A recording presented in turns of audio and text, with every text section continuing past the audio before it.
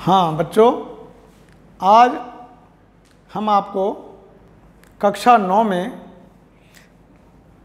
सामाजिक विज्ञान विषय के अंतर्गत उप विषय इतिहास, जिसको अंग्रेजी में हिस्ट्री कहते हैं, इसका लेसन 2 यानी पार्ट 2 यूरोप में समाजवाद एवं रूसी क्रांति, ये पाठ का नाम है। इसके बारे में हम आपको विस्तार पूर्वक बताएंगे। आप ध्यानपूर्वक जो हम आपको बता रहे हैं उसको सुनेंगे और घर जा कर के फिर उसको एक बार किताब में पढ़ेंगे तो ये आपका पाठ कंठस्थ याद हो जाएगा। इसके बाद आपको जो PDF भेजेंगे, जो प्रश्नोत्तर होंगे, उनको आपको रजिस्टर में लिखना है और उन्हें याद करना, परीक्षा की दृष्टि से उन्हें याद करते रहना, क्योंकि दूसरी मासिक टेस्ट भी ऑनलाइन ही होगा, ये संभव है। तो यूरोप में समाजवाद का उदय कैसे हुआ और उससे संबंधित रूस में क्रांति किन किन कारणों से हुई, उसके क्या परिणाम हुआ, ये बातें हम आपको बताएंगे। तो आजकल परिवर्तन का युग है। ये बात 20वीं शताब्दी की है, जब यूरोप में जो रूस देश है वहाँ पर जार शाही शासन चलता था। यानी वहाँ जो जार थे वो राजा माने जाते थे, उनका शासन चलता था, वंशानुगत चलता था, क्योंकि साम्राज्यवाद का युग था उस समय। संसार में अधिकांश देशों में साम्राज्यवादी प्रथा थी। राजा, उसका पुत्र, फिर उसके बाद राजा, यानी वंशानुगत राजा होते थे। इसी प्रकार यूरोप में अनेक देशों में साम्राज्यवाद की प्रथा थी। इस साम्राज्यवाद के शासन में जनता की सुनवाई बहुत कम होती थी। जैसे कि हम आपको बता रहे हैं, ये यूरोप में समाजवाद एवं रूसी क्रांति। तो यूरोप के बारे में हम बता रहे हैं पहले आपको।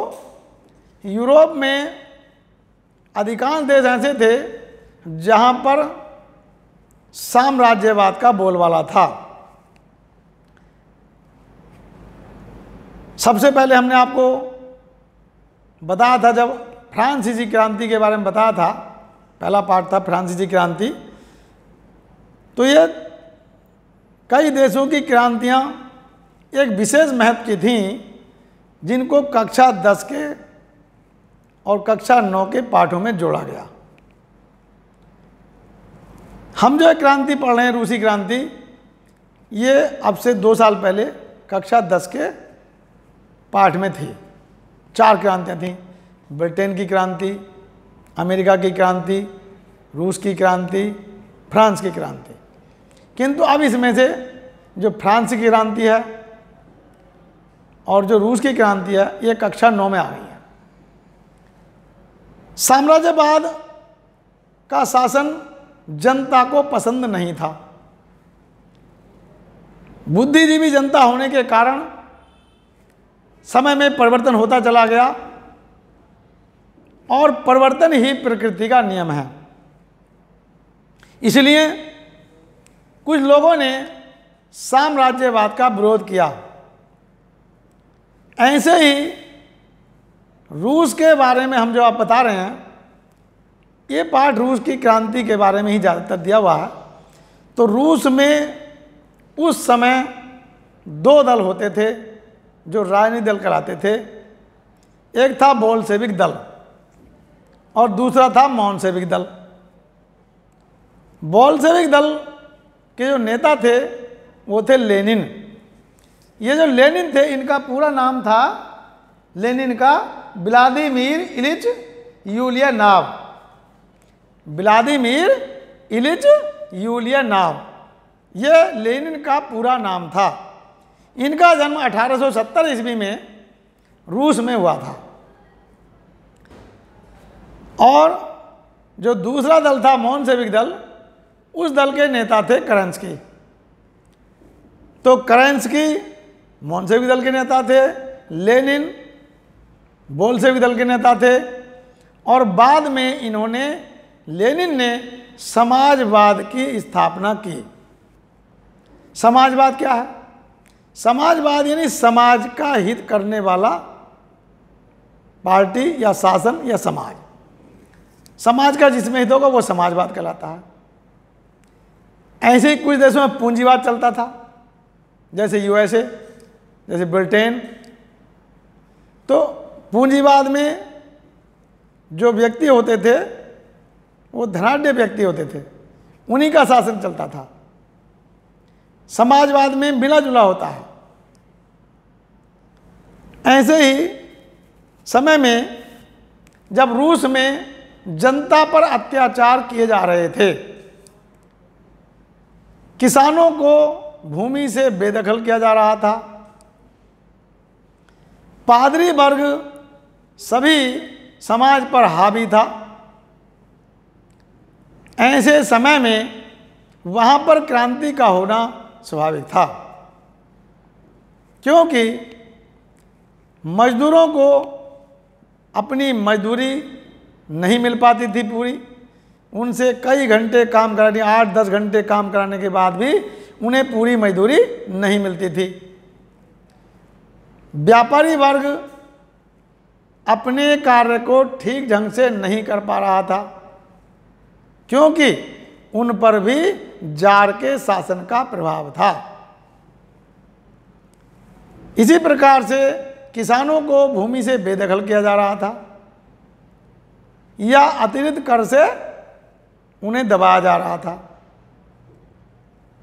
तो रूस में जब इस प्रकार के अत्याचार हो रहे थे, ऐसे समय में कुछ बुद्धिजीवियों ने मिलकर के और जनता के हित की बातें रख कर के वहाँ के शासन में परिवर्तन की मांग को दोहराया।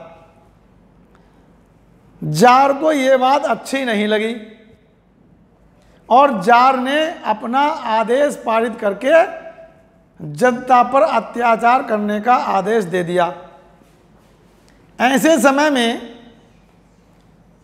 जनता भूखी थी, प्यासी थी।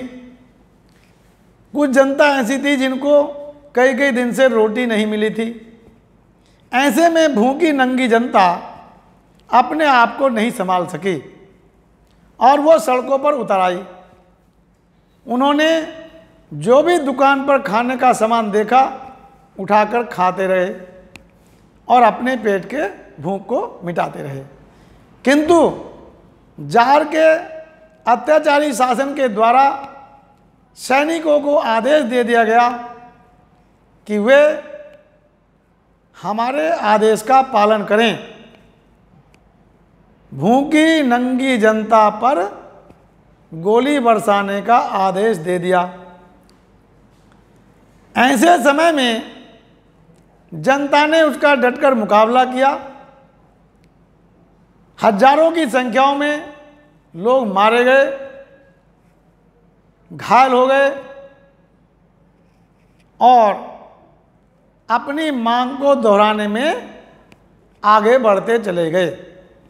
उन्होंने अपने मरने की, अपने साथियों के मरने की चिंता नहीं की। ऐसे समय में रूस में महिलाओं ने बहुत बड़ा सहयोग किया। फैक्ट्रियों में करने वाले, जो कार्य करने वाले मजदूर थे, वो अधिकांशतः पुरुष वर्ग थे। बाद में महिलाओं ने भी उन पुरुष वर्गों को अपना सहयोग प्रदान किया और उन्होंने भी कार्य करना प्रारंभ किया और उन्होंने पुरुषों की जो बात थी, जो उनको दबाया जा रहा था अत्याचार के द्वारा, उन मांगों को पुरुषों के साथ कंधे से कंधा मिला करके पूरा जोरदार आवाज उठाई जारशाही शासन के विरुद्ध और जारशाही शासन का अंत करो, ऐसे नारे लगाए। जब स्त्री और पुरुष दोनों वर्ग शासन के विरुद्ध हो गए तो वहाँ पर एक इस प्रकार का खटास बन गया, एक दूसरे पर मिथ्या आरोप लगाने के साधन बन गए। ऐसे समय में जो लेनिन था, जिसने जनता की आवाज़ को अपने साथ लेकर के और जारशाही शासन का विरोध किया, और उसने कुछ जनता की बातों को समर्थन देने के लिए और अपनी राजनीति को चमकाने के लिए ऐसा किया कि किसानों को ज़मीन दे दी जाएगी, उनको उनका मालिकाना हकदार बनाया जाएगा। मालिकाना हकदार बना देंगे, मजदूरों को पूरी मजदूरी दी जाएगी, 8 घंटे से ज़्यादा काम नहीं कराया जाएगा।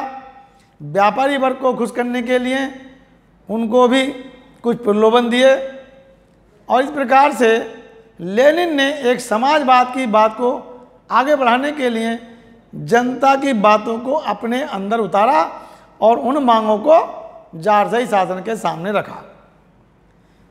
ऐसे समय में जो जनता की मांगों को आगे रखता था, जनता उसी का साथ देती थी। तो जनता ने लेनिन का साथ देना प्रारंभ कर दिया और बोल्शेविक दल के नेता के रूप में वह एक समाजवादी नेता के रूप में भी आगे उभरा।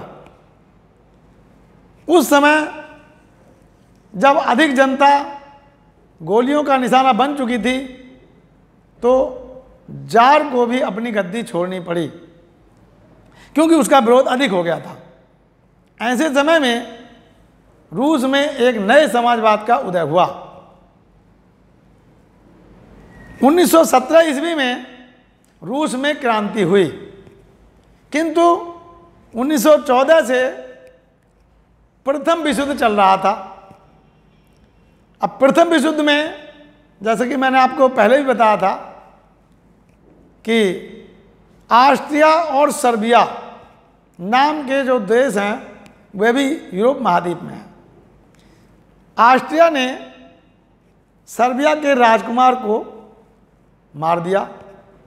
सर्बिया ने उसका बदला लेने के लिए ऑस्ट्रिया से युद्ध करने के लिए कुछ देशों को अपने साथ लिया, और इस प्रकार से 2 गुट बने थे, एक मित्र राष्ट्र, एक ध्रुव राष्ट्र। इंग्लैंड, फ्रांस, ये रूस, ये सब मित्र राष्ट्रों में थे। ध्रुव राष्ट्रों में जर्मनी, जापान, इटली, ये देश थे, और सर्बिया था। तो इस प्रकार से ये प्रथम विश्व युद्ध छिड़ा 1914 में, और ये लगातार 1918 तक चला। इसी दरमियान रूस में जब क्रांति हुई 1917 में, तो प्रथम विश्व युद्ध चल रहा था। उस प्रथम विश्व युद्ध के दौरान रूस की काफ़ी सैनिक मारे गए, रूस को बहुत बड़ी क्षति हुई। इसलिए रूस ने अपना नाम प्रथम विश्व युद्ध से वापस ले लिया, क्योंकि रूस में अंतःकलह के कारण, गृह युद्ध होने के कारण स्वयं क्रांति हो गई थी। इसलिए वो प्रथम विश्व युद्ध से हट गया और उसे अपने घर की क्रांति में ही समय नहीं मिला। ऐसे समय में रूस में जो गृह युद्ध चल रहा था, उसमें लेनिन की भूमिका बहुत प्रमुख थी, और उसने जनता की मांगों को रख करके आगे और जारशाही शासन का अंत किया, और बाद में लेनिन ही वहाँ का शासक बना।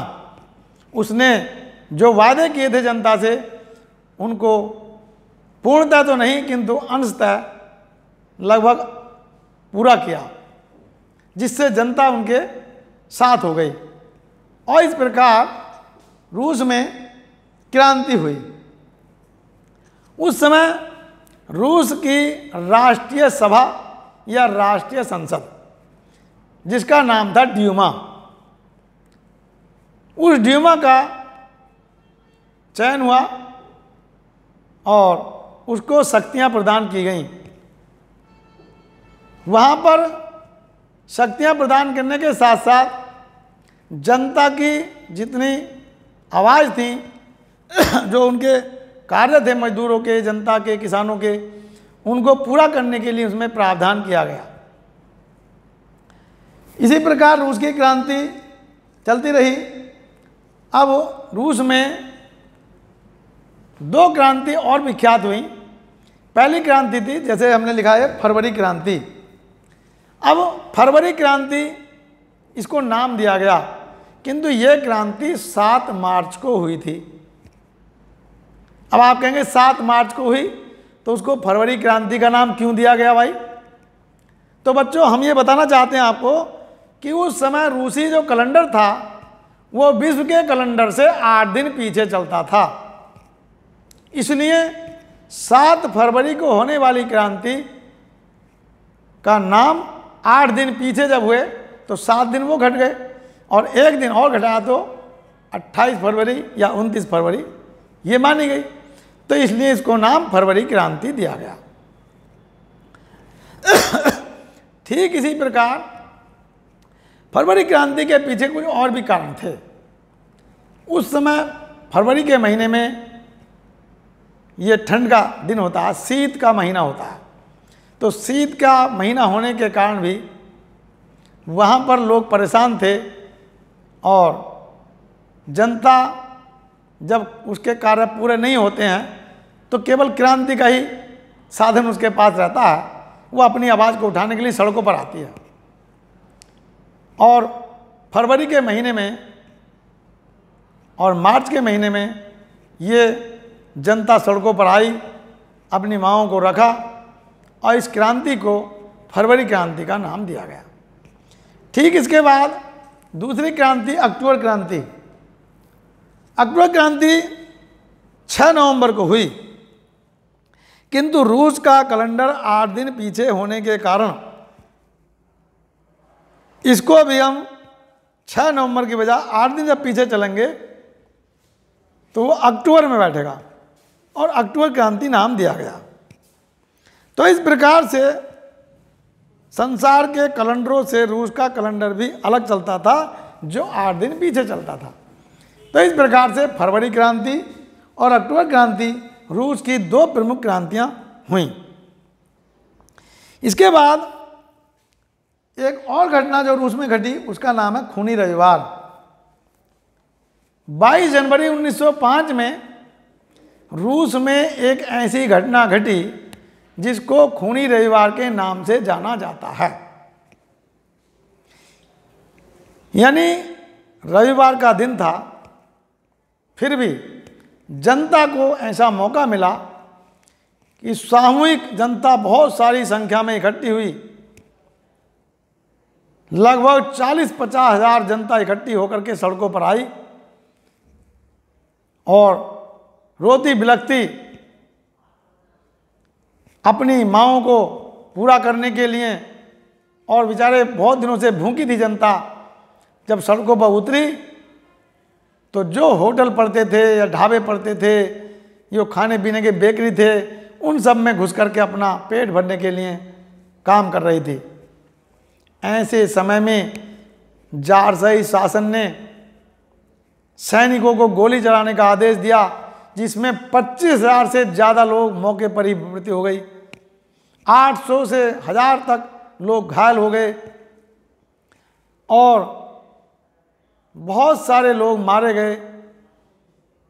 यह घटना रूस के इतिहास में खूनी रविवार के नाम से विख्यात हुई। यानी सड़कों पर खून ही खून बह रहा था। जार शासन ने सैनिकों का ऐसा आदेश दिया और उनका आदेश मान करके जनता पर गोलियां चलाई गईं, खून की होलियां खेली गईं।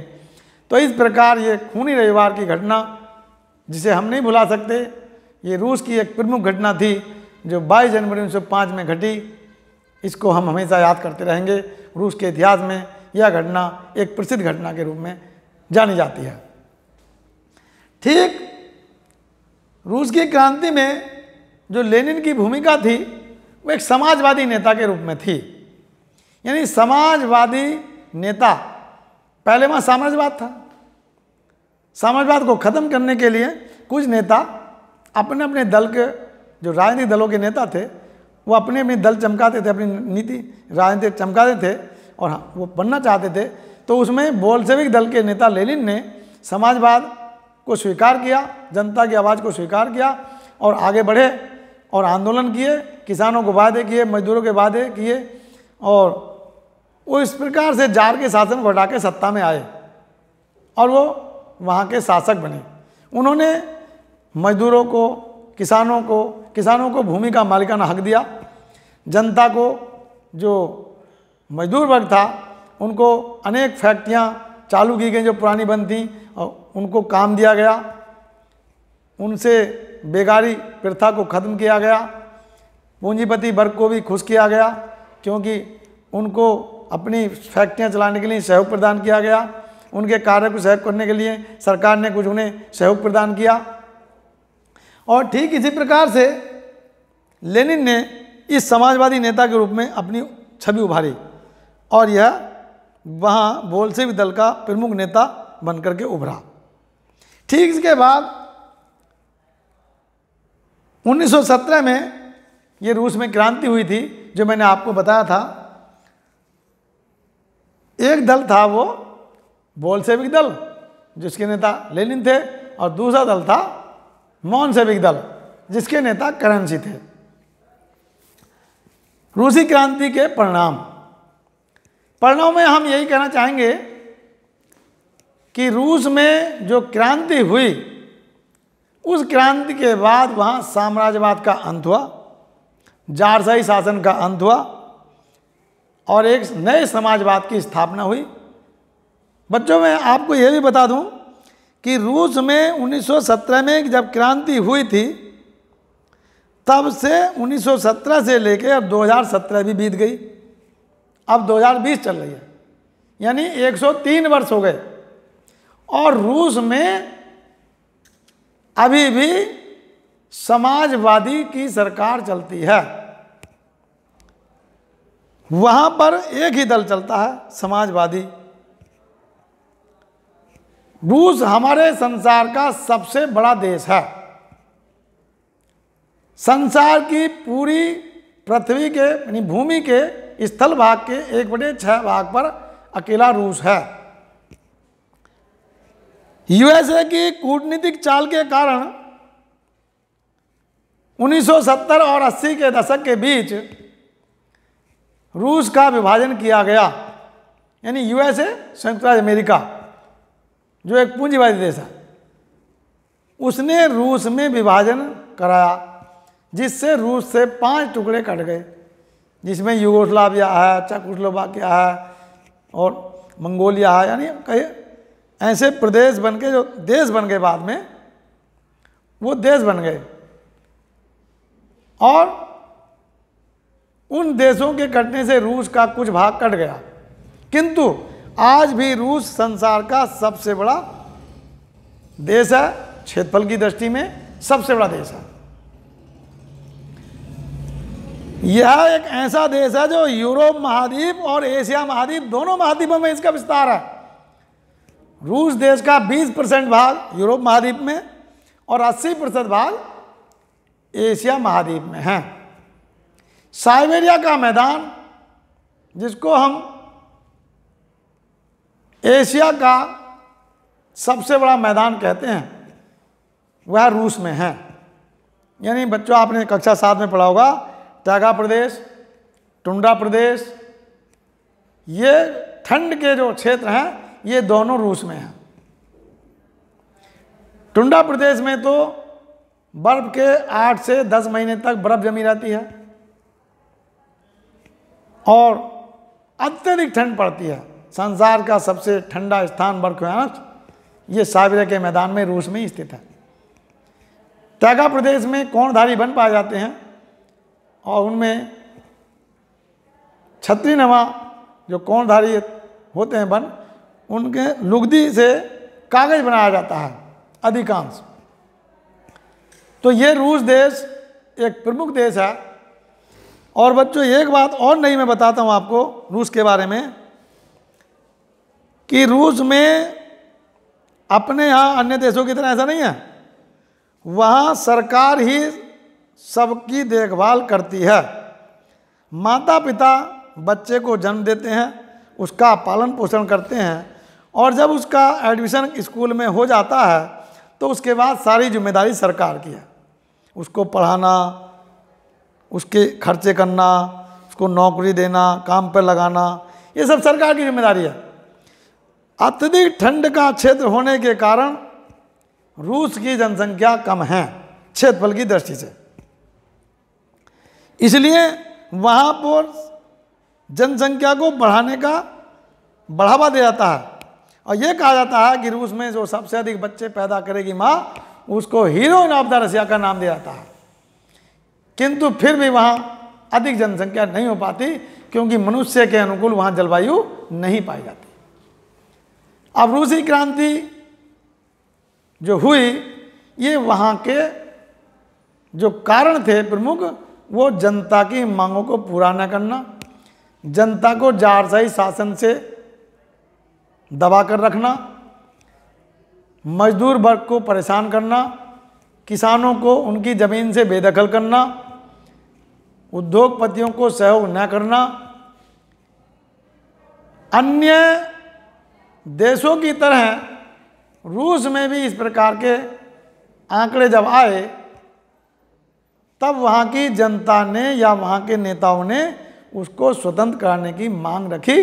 और प्रथम विश्व युद्ध से पहले ही, जो पूरा नहीं हुआ था, 17 में ही गृह छिड़ गया और वहाँ पर वो एक समाजवादी राष्ट्र बना। इसमें महत्वपूर्ण भूमिका लेनिन की थी। एक बार मैं आपको फिर लेनिन का दूसरा नंबर बता रहा हूँ, व्लादिमीर इलिच यूलियनोव, इसका पूरा नाम था लेनिन का। तो इस प्रकार मैं अधिक नहीं कहता हुआ ये बताऊंगा आपको कि रूस एक ऐसा प्रमुख देश है संसार में और एक शक्तिशाली राष्ट्र भी है। आजकल और पहले से भी, जब द्वितीय विश्व युद्ध हो गया उसके बाद दो शक्तियां उभर के आई पूरे संसार में, दो गुट बने, एक तो समाजवादी गुट और एक पूंजीवादी गुट। तो पूंजीवादी गुट का नेतृत्व किया यूएसए ने, संयुक्त राज्य अमेरिका ने, जो उत्तरी अमेरिका का एक शक्तिशाली राष्ट्र है। और जो दूसरा गुट था समाजवादी गुट, इसका नेतृत्व रूस ने किया। उस समय रूस का पूरा नाम था समाजवादी सोशलिस्ट प्रजातंत्र संघ, शॉर्ट में इसको रूस कहा गया। अंग्रेजी में इसको यूएसएसआर कहते थे, यूएसएसआर। तो यहाँ पर अब आप वर्तमान में भी देखते हैं कि रूस और अमेरिका, जिसको कहते हैं संयुक्त अमेरिका, जो छापने वाले हैं देश का नाम न छाप करके वो महाद्वीप का छाप देते हैं, तो उसको कहेंगे संयुक्त अमेरिका और रूस। दो महाशक्तियां हैं पूरे संसार में। रूस में एक बिल पास हुआ अभी पीछे कुछ दिनों पहले, इस पिछले महीने में ही, तो उसमें बिल ये पास हुआ, वहाँ पर जो राष्ट्रपति हैं उस समय, इस समय जो है वो व्लादिमीर पुतिन है। व्लादिमीर पुतिन रूस के राष्ट्रपति हैं और जो वहाँ पर तीसरी बार उनके हाथ में वहाँ की कमान है। और उन्होंने एक ऐसा बिल पास कराया वहाँ कि सन 2036 तक रूस के राष्ट्रपति बने रहेंगे और 80% जनता ने उनका समर्थन किया है, जिससे ये बिल वहाँ पास हो गया। अभी रूस ने एक परमाणु मिसाइल छोड़ी थी जिसका तहलका मच गया, यानी यूएसए राष्ट्र, यानी संयुक्त राज्य अमेरिका जैसा देश भी उसकी मिसाइल के परीक्षण से दहल गया। चीन जैसा देश भी उसकी आकलन नहीं कर सका। तो इस प्रकार से रूस की जनता ने उन व्लादिमीर पुतिन को ऐसी शक्तियां प्रदान की और ऐसा आगे का शासक नियुक्त कर दिया कि सन 2036 तो बहुत दिन लगेंगे, 16 साल हो रहे हैं, और पहले से ही राष्ट्रपति बना दिया, जबकि राष्ट्रपति कार्यकाल 5 वर्ष होता है।